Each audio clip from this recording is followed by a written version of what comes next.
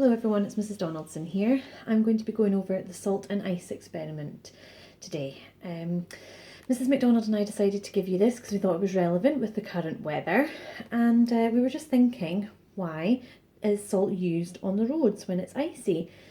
So the answer is, usually water will freeze at 0 degrees, but when you add salt it lowers the freezing point, which means that it has to get much colder before the water freezes.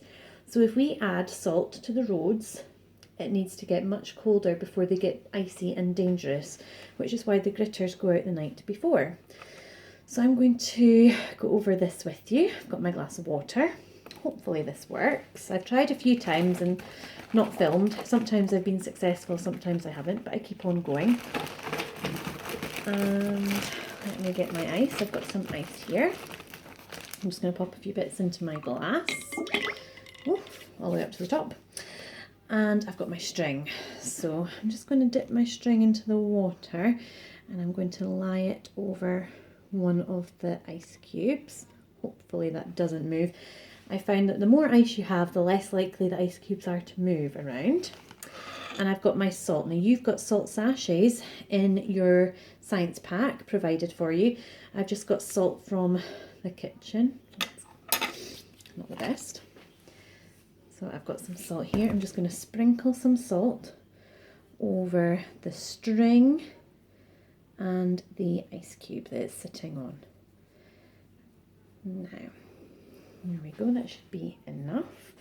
Hopefully this will work, so I'm going to leave it for 60 seconds and then I'm going to come back and check on it. I've pulled it closer. I don't think you can see, but I can see that the ice cube is melting and it's dripping down. You can see it in the glass and it's making small icicles. So look out for that when you're waiting for your 1 minute. I've got about 20 seconds left to wait. I'm going to keep the camera where it is so that you can see. Hopefully this works.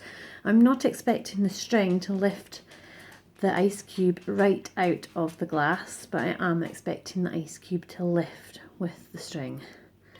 Let's see. Oh, can you see it? Can you see it? Wow! It does work. It's actually lifting 2 of the ice cubes because they've merged together. That's how strong that is.